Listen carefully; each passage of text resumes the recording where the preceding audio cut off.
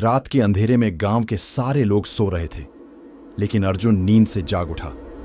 उसे हमेशा एक अजीब सपना आता था। एक गुफा में एक भूत का साया, जिसकी आंखों में अजनबी डर था। अर्जुन को लगता था कि यह केवल सपना है, लेकिन एक दिन उसने उस गुफे के रहस्य को जानने का फैसला किया। गांव के लोग उसे गुफा में न जाने की सलाह देते थे, क्योंकि जो भी वहां जाता था वह गायब हो जाता था। लेकिन अर्जुन का साहस और जिज्ञासा उसे थाम नहीं सकी। एक रात उसने गुफा की ओर कदम बढ़ाए। वहां पुरानी और ढकी हुई गुफा थी।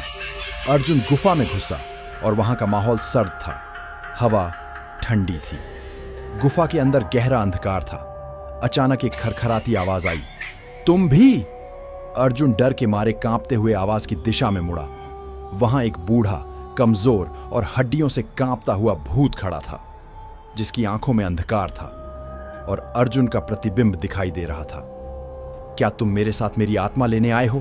भूत ने पूछा। अर्जुन की सांस रुक गई, लेकिन उसने हिम्मत नहीं खोई और कहा, मैं सिर्फ गुफे का रहस्य जानने आया हूं। इसके बाद भूत ने अर्जुन को अपनी दुख भरी कहानी सुनाई। गुफा के अंदर एक खजाना था, जिसे हजारों सालों से बंद रखा गया था, और जो भी उस खजाने की तलाश में वहां जाता था, उसकी आत्मा उस भूत के साथ गुफा में कैद हो जाती थी।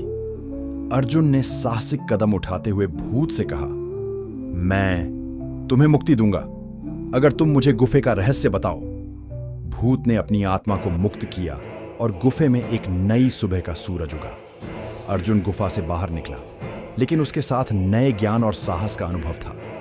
गांव के लोग अब उस गुफे के रहस्य को जानते थे, लेकिन अर्जुन ने सबको चेतावनी दी, कभी भी उस गुफे में जाने की हिम्मत मत करना।